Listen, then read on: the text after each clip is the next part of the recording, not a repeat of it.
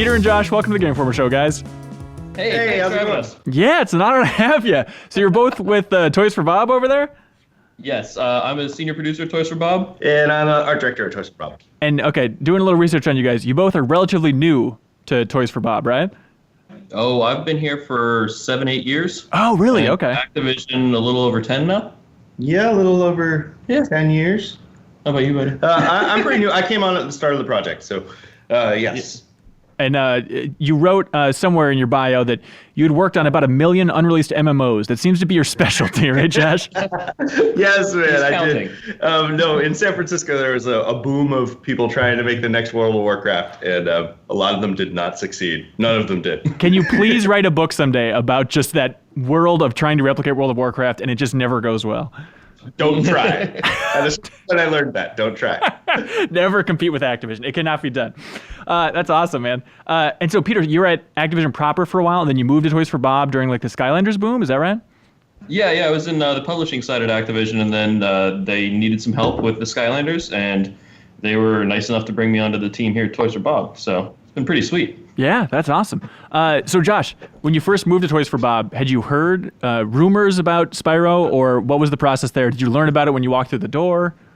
I was super excited about the opportunity. It was one of the reasons why I came on board. I was just like, when do you get a chance to take something that people already love and bring new life to it and reinvigorate something that people like really desperately want. Was it like during your interview? Did they drop hints that like, I hope you've played the Spyro games? Oh no, the guys here are super transparent, and like we talked and they explained the project, and it's important that the people you hired know what they're working on. You want people who are passionate, and those guys get that. These guys get that. So yeah. Did you like before the interview then, or maybe like the first round of the interview, did you go and replay those old Spyro games, or what kind of research did you do? I looked at a lot of videos. I have it on my PSP. So I played it when I was a kid. So I remember. Yeah. It is surprising though. I remember the first time I did go back to kind of study it. I was like, oh wow, I remember these games being like the most beautiful immersive things, and we talk about it a lot, like the nostalgic rosy colored glasses that you have in your memory it's such a different thing when you actually go back and look at the games. Oh yeah, and I definitely want to dive in deep too, but I imagine there's situations of just like really looking at those enemies, even the enemies in like the first Spyro game, the ones running on like the blah. It's like, I don't know what that character is. I don't know what that design is. I don't know how you make that look cool, but we'll dive into all that stuff for sure. But Peter, were you there for the origins of the project then? Can you walk us through like the first meeting where the remake was discussed? There was a little bit more roundabout because we'd known for a while that fans had been wanting more of the original Spyro. Yeah. And that was definitely some of the feedback that we were getting as we were making Skylanders. And so it was the kind of thing where we were approaching the 20th anniversary and there was just a consensus forming here and down at Activision where it's like, this is the right idea. And so it was a lot of like loose conversations like, what do you guys think about this? Like, yeah, that sounds pretty interesting. Like, well, we have some ideas of how we could approach it, and we're getting this art director to join us, and XYZ other things are coming into play. So how do you feel? And so it was really smooth going into it, I guess. Yeah, was it like a bundled deal where it's like, we're going to do Crash and Spyro. Do you guys want to take your pick? Or like, what was the dialogue between the Crash remake and the Spyro remake? Oh, no, we had like periphery view of what was happening with Crash. That was the team of Vicarious. They knocked it out of the park there, and like we worked with them over the years, so we had loose communication with them. But for us, it was just we had like this built-in family-like relationship with Spyro, and so it just made sense. And that was something that like we had in our like back burner for a while. We're like, this would be great to get back to. It's got to be nice, too, because imagine every Skylanders game you guys release, there's probably a wave of comments, feedback, of just people, tweets, I'm sure, of just screaming, like, just make a new Spyro game. You bastardized it. I don't even recognize this as Spyro anymore. And just to finally rip off that Band-Aid and say, here you go, you guys. Here's everything you want. Leave us alone. It's such an amazingly passionate fan base. And like, there are even people in the studio that are super huge fans. It's just like, it's good to hear that stuff just because that helps us get a clear vision of this is the right choice. Yeah, it doesn't get any more Spyro than the Reignited Trilogy. Yes. It's more Spyro than you could possibly imagine. Because wasn't, I don't know if you're there for the very start of Skylanders, wasn't there talk about that being a full Spyro game at some point that was like going to be darker or something like that? I came in maybe halfway through the original Skylanders, and so they knew that they were going to have it associated with Spyro from that point on. They had initially, if I remember correctly, it was just the idea of Toys to Life was where they were like had the genesis, and then Spyro was just a great fit of an IP for it, and then were able to sort of mold around it. Okay, yeah, for sure. Yeah. Okay, so you're committed to remaking this thing. Finally, let's do it. Activision's on board. Yep. What's step one? What do you guys do? What are the first meetings like? Oh my God! 3 games? There's so much crap in there. It was a lot of counting. For me personally, it was like going through and counting every kind of enemy, every kind of NPC, just like trying to catalog all of the assets throughout. And oh my Lord, there are so many. Yeah. Like once you start capping over 300 characters and you're just like, I'm not done yet. Keep going. Okay. So it was a lot of that early on. And then there was, I'm going to speak for you, but jump in. A number of like concepts coming through, just trying to get the right vision and like art style guide, for lack of a better term, together. Yeah. And meanwhile, people started working on what the mechanics would be like of how his motion would work, or how we could capture what it would be like relative heights throughout the level for a jump mechanic to feel right, so that when you press a button, it feels right. So that was all of the foundation steps. I mean, I wasn't a part of this project, but the engineers came up with this amazing tool called Spyroscope that allowed us to extract all of the data from just like the relative heights and distances from the original games, because we didn't have source code. So using emulators, they were able to like rip out as much as we could so that we could make sure that things were as tight and exact as possible. Yeah. So you look at at the new levels, and we actually had the level mesh, and we would make sure that everything fit together exactly like it did in the original game. Spyroscope, is that just pure data? Is it just, do you have like just gray box of the levels pulling from that? Is it that smart? I wish I could speak better to this. Exactly. I am not an engineer. It was a lot of finding ways to get precision for just like the data between relative areas. Okay, gotcha. And so then when you're actually counting the enemies, are you pulling that data from the code as well, or are you actually playing the game and saying, all right, looks like there's some sort of egg guy running around here? That was going through the games and every resource we could find. So we definitely were looking around online, watching a lot of videos, just like going through it. Like we booted up the games. We have copies here. We're just playing through them. So it was a big effort across the studio. Do you reach out to Insomniac to see if they have any old files that would be helpful here? We did. We reached out to Insomniac, and they had a whole bunch of early development art and notes that they shared with us. Yeah. But they didn't have any of the files themselves. So like Peter said, we just started making lists. There's like a giant spreadsheet of everything that we found, and we'd take screenshots of it, and we would like write notes and describe the behavior, take notes of all the different animations that different characters would perform, like kind of experiment with them to see how they moved and what they did.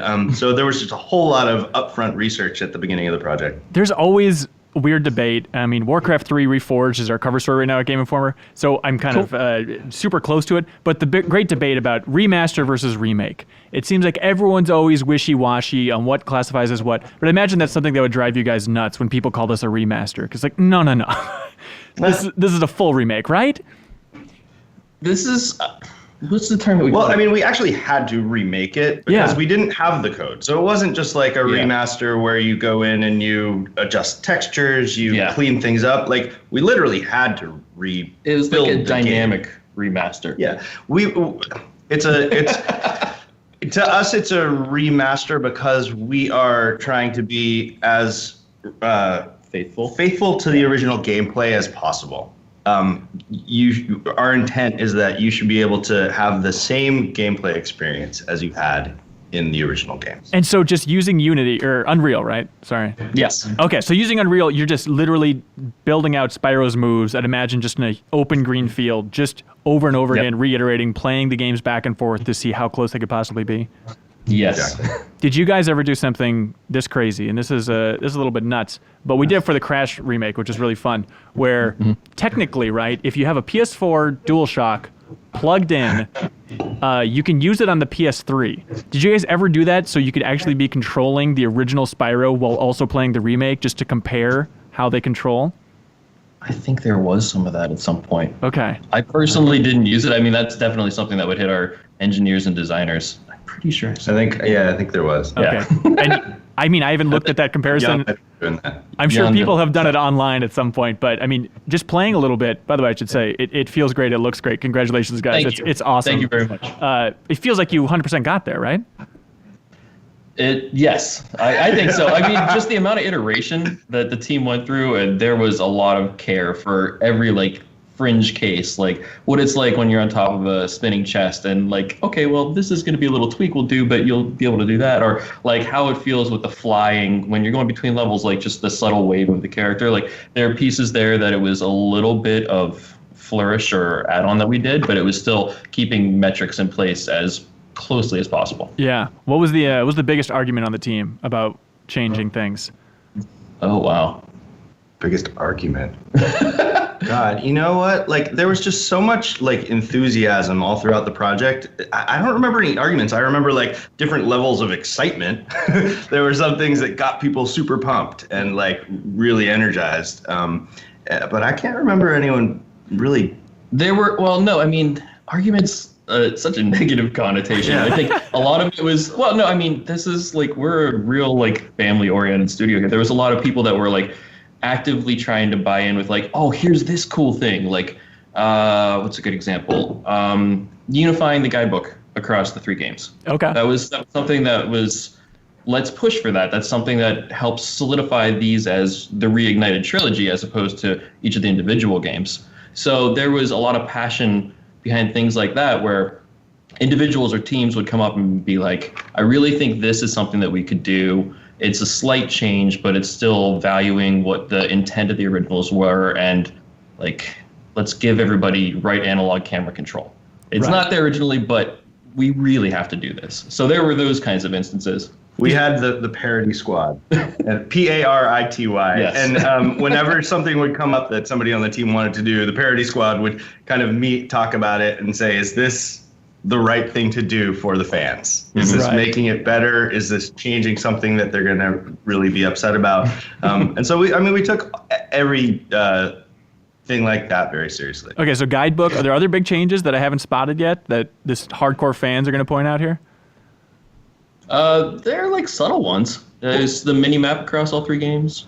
On the art side, I mean, one of the things that we did in the first game, and people are aware of, is we made all the dragons really different. We went down to Insomniac to kind of show them what we were doing and make sure they felt like we were doing justice to their game. And that was one of the things I was most kind of anxious to show them, was like, hey, look at what we're doing with these great dragons. And I was worried they were going to think, why are you messing with this? Why are you changing it? Ted Price spits on your shoes. Yeah, get out of here. What are you doing, you young whippersnappers? But they loved it, and that was encouraging, and I think that the fans have also embraced it as well. So. Did you get any insight from the developers, talking to the old timers at Insomniac there? They played the early prototype we built to get the feel and see how we captured Spyro, and I just remember them picking up the sticks and just feeling like, oh my God, you guys did it. Like it feels like Spyro. Yeah, this is great.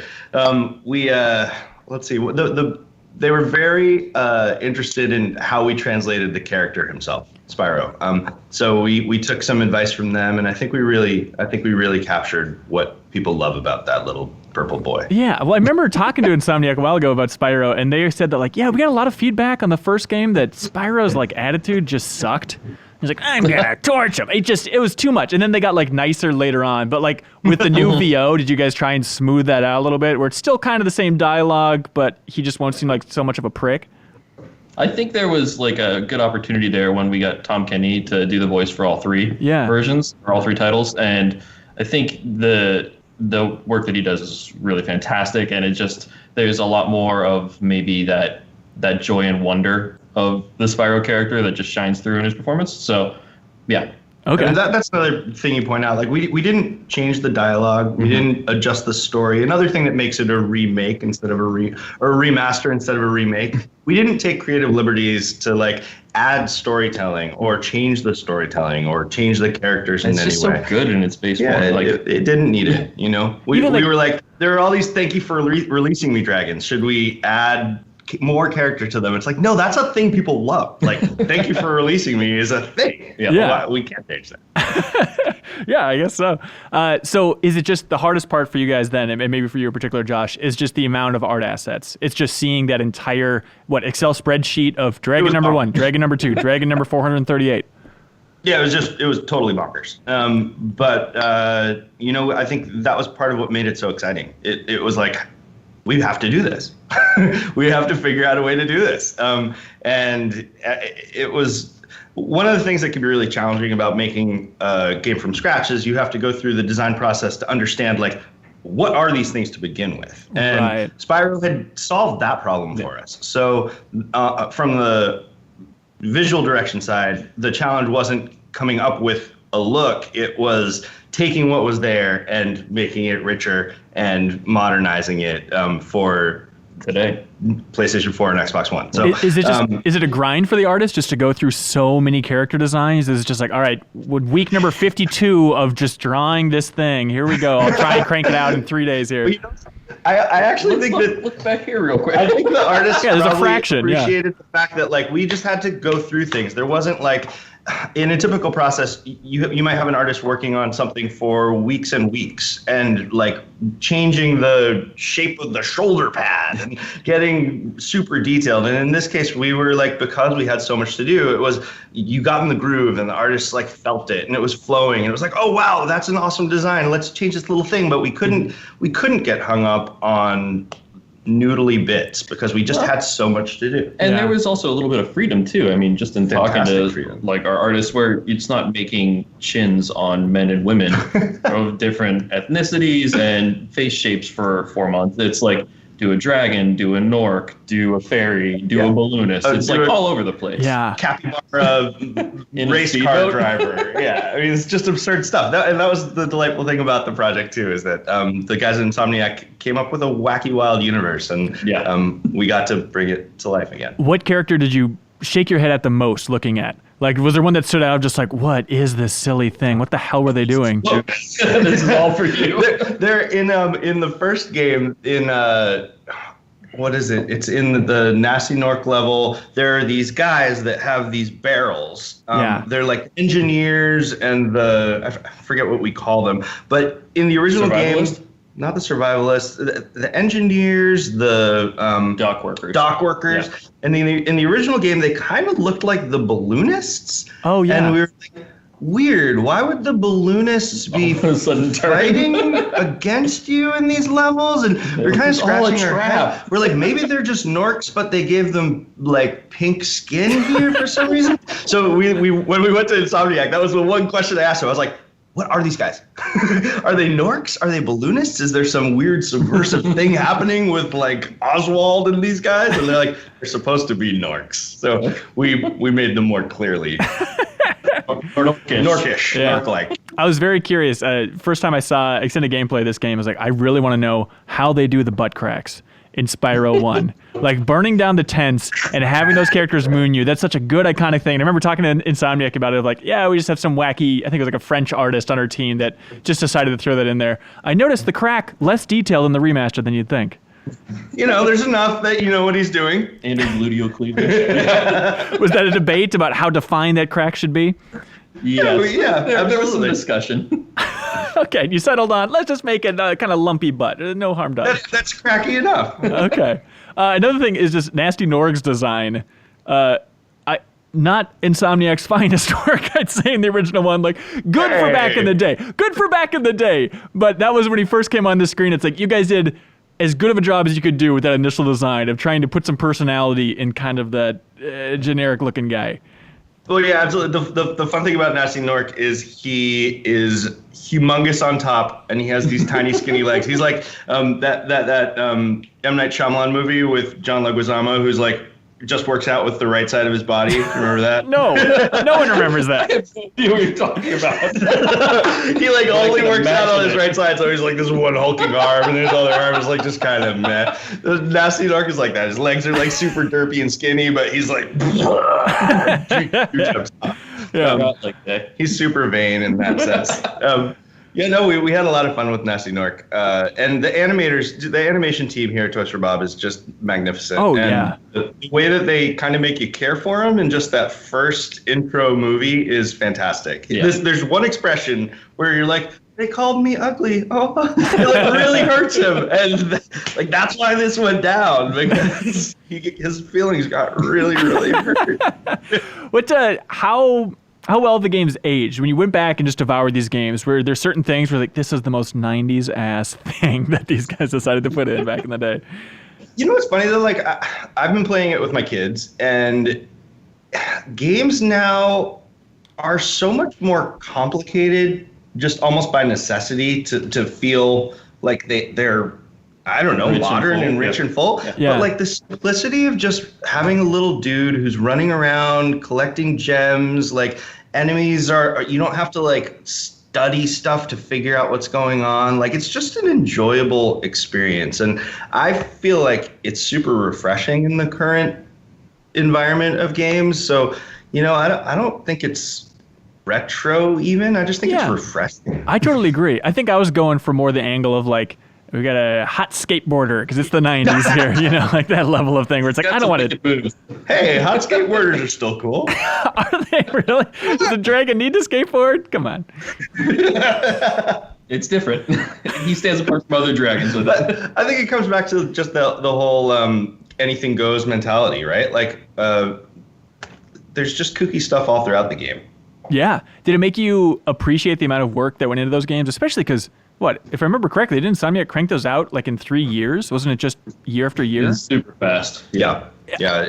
It's intense. It's a lot. Yeah. Does it make you appreciate just how much work they did back in the day? Oh, yeah. It's a great insight. I think I heard you. But it's a great insight on how they developed and like what all they were able to accomplish. Just going through and trying to remake them as we were now. Like thinking about doing that all from scratch that quickly is massive. Well, and it's also really neat for people to be able to play these 3 games in sequence. You can see how they learned how to make a better Spyro game. Oh, interesting. With iteration. You know, the first game didn't have the idea of like re-exploring the levels in the same way that the second game did. And then you introduce the additional playable characters in the third game. It's like there's just an evolution from the first to the third. Not to say that they are better games than the first game. The first is my personal favorite. I like the simplicity of it. Same here. But you can just see how they... I like the exploring of it, dude. I do too. It's super fun. But you can just see how they added layers and introduced new ideas and mechanics to make a richer experience. Yeah, for sure. Okay, so you guys are working your asses off, all the art assets, you're drowning in them, but you're getting it done. At some point there was a delay. Do you want to walk us through what that looked like from the inside when you guys needed to wave the white flag here and get that delay rolling? Sure. As much as I can. There was just a point where we hit sometime, I think, throughout the summer, where it was we hit a point where we're like, okay, well, we could put this out now and people will like it, or we can ask for a little bit more time and see if we can just put like the little touches and polish throughout. And we're super lucky that Activision had our back with that. And they're like, we trust how you're taking this and the vision and how it's coming along. And so this sort of makes sense in a way. So let's go ahead and do that. That's like the really condensed version of a lot of discussions that happened over a period of time, because like there's a whole bunch of business factors that's not really our side as much. We just want to bring the best product out as possible, and the thing that like where people can feel the love that we wanted to put into it. Yeah. And I think like the fans, if you look back on from an art standpoint, at least, if you look back on the trailer we originally released to where the game is today, like you'll just see a lot of subtle changes, even in levels that were considered final back then. Things just improve over time. So having that extra 2 months really made a huge difference. Yeah. We were able to just like get the lighting a little tighter, make sure that we like had really captured all of the vitality in the visuals. Yeah, for sure. Was it all connected? Because there's that uproar about like, what? Only the first game's going to be on the disc. You have to download the second 2. Was that directly connected to that delay? No, I think a lot of our thinking right now is games across the board now have things that you download at certain points. And so that wasn't a big ask with how that was approached. and there's just a huge amount of content between these three games. I mean, it is kind of bonkers. I don't think people necessarily realize what they're playing when they're playing it, but there's over 100 levels. All of the art in every level is pretty much unique. There are something like 700 unique character models, which, like, compared to the Crash Bandicoot game, like, there isn't as much content. He's not exploring these huge worlds, and I think Crash was probably like half of the download size of Spyro, but there's just so much content. Honestly, I don't even remember the size that we're at now. I think it's like 60 gigs or something. Yeah. Maybe this is our fault. We're not thinking about that. We're just thinking about making everything that was in those games, and it's more content than is in any other modern video game. Wait, I've what? Been doing this long, any other? I probably shouldn't say any other. Yeah. Any other? Just taking wild stabs here. I have never worked on a game that has as much character content in particular or environment content. So it's a beast of a game. Literally, it just couldn't fit on the disc then? Or I don't understand why you can't pack it on a Blu-ray. That's one for our engineers. Sure. I can't presume to know that well enough. It was logistics at the heart of it, why it fits the way it does. Yeah, okay. So wrapping up the game. Happened a while ago. How does it feel to be done with this thing? It wasn't done until we released, because part of me is like, I've been aching for people to play it. Yeah. It's just sort of like, I need to see, like, if some of the people, like, heck, even if, like, my little sister, when she gets her hands on it, how she's going to feel. I'm like, that's going to be so exciting when we get to that point.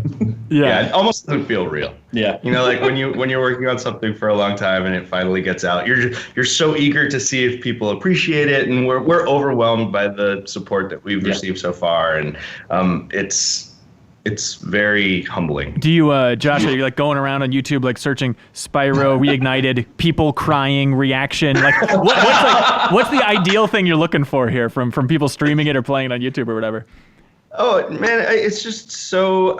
I mean, the best comments that I've seen and have to do with people feeling like it's just what they remembered, and that was what we were trying to accomplish. We were trying to present this game so that it feels like what you thought it was when you were 8 years old and playing it for the first time. I mean, I always go back to like the earliest games I remember, like the original Legend of Zelda game. Like, I was immersed in that. I thought I was a little dude running around in a massive world. Yeah. And like, you go back and you look at it, you're like, what was wrong with you? But that's the power of your imagination. And I feel sad for kids who are growing up with games like they are now, because there aren't as many blanks to fill in, right? Like, it's right there for them. Like, Spyro looks like a fully fleshed out, beautiful world now. And we hope that it's the world that you imagined it was 20 years ago. Yeah, for sure. Yeah. Peter, were you involved at all in that Snoop Dogg promotional thing? I might have been reviewing a whole bunch of videos and discussions about that for a while. Yeah. What insight can you give into how the hell the video game industry can still churn out something so bizarre? I love our team at Activision. They are just as bonkers as we are here, and they had some really great ideas. Like that, what was the other one? We had a petting zoo up here. Yeah, there's a petting zoo during. There's just been some little bit left of center thinking that's just been so on the spot with Spyro that I have loved. Just because it's like, well, you got to think outside the box. Like, you got that nostalgic crowd. How can we go beyond that? Petting zoo, flying a drone to Snoop Dogg. What else we got? What else we can put on this whiteboard? Not just a drone, a fire-breathing drone. Right, with naturally. Camera on his head, and I think he talks too. Yeah, there's a lot with that one. I remember seeing early designs too for it, and it was awesome. Like, they walked Josh and I through the process of making the drone and like what the vision was for this. I'm like, this is going to be amazing. I remember explaining it to one of the artists this was happening, and they were just like, you're totally messing with me. Exactly. There's no way that they're flying drone across the country to deliver the game to Snoop Dogg. Like, no. Why Snoop Dogg? He's a Spyro fan. Okay, I guess so. So you got to see like raw cuts. Did you get to see like Snoop Dogg take 4 of reacting for like Spyro, my cousin? What do we got? My nephew. We might have seen some other stuff. Yes. They were all fantastic. Yeah, he doesn't half-ass it. He's got it all. That's awesome. He's a good dude. What insight can you guys give for systems? It's just PS4 and Xbox One right now, right? Yes. Is it a window, or is it going to be coming to other systems? Oh, all of our focus was on PS4 and Xbox One. Okay. So the other stuff, dude, we wanted to get this game out. So this is the important thing, is we got this into people's hands. The rest of it, that's Activision stuff that we aren't as privy to. Okay, gotcha. But technically it could run on a Switch, I'd imagine, that you had that in mind while designing it. I have yet to even see it tried, but maybe. Okay, all right, that's good to hear. Do you guys have Spyro out of your system at this point? Or you still feel like you're excited about that world? Oh, no, I just played it yesterday morning. I could live in the world of Spyro Dragon. It's a great place. And I feel like a lot of the things that we did in reimagining it made the world bigger. And I feel like there's tons of opportunities to revisit it. I hope somebody gets the chance. Yeah, you have so much Spyro knowledge. Fans are like writing their own stories and like, here's the backstory of XYZ dragons while they're doing it. I'm like, that's awesome. And more of that. Huge shout out to all the fan art that I'm seeing. Oh, yeah. My God, it is like as delightful to see that stuff coming through the Twitterverse and Facebook as anything else. And to know that the work that the team here has done has inspired all the additional creativity we're seeing out there is just, it's tremendous. It's thrilling, for sure. Do you guys have a favorite moment from the game's development you want to share before we leave here? Favorite day? I think I might have two, and they're art related, especially since I'm sitting next to Josh. For me, I think seeing a dragon with tattoos on its wings, because I'm a fan of tattoos, that was awesome. And then seeing a starfish whose eyes turn into hearts, which melts my heart. That's adorable. That's so simple. I think one thing that stands out to me, Jan, the designer who was primarily in charge of Spyro's movement, pulled me over to his desk one day, and he was like, "I've been working on this thing with Steve. I hope you think it's cool." And I'm like, "Okay, what is it?" And he's like, "Look." And I'm like, "What am I looking at?" And he's like, "When Spyro swishes his tail, the grass moved out of the way." And I'm like, "Oh, amazing!" They care so much, and like just a little thing like that. Jan was like, "It would be better if it did that," and he made that happen, and it's tremendous. And there's just so many things like that. Like one day I came in, and when Spyro, he has an idle animation where he sneezes. Oh, I was just gonna say that. And he like blows a little smoke and fire. Yeah. And he was like, "Let's have the grass burn when that happens." And you're like, "Of course it should." Thank you very much. That's what makes it a believable world. That's what draws people in, those tiny little details. Absolutely. Yeah. I mean, that stuff's just all over the place. So yeah, there's a lot of bits there. It's so nice to hear that after, years of working in the game industry, working your asses off, that like what is the highlight of the project is, the starfish's eyes turn into hearts. Like, it's just so simple. It's so simple. I guess that's it. That's game development, huh?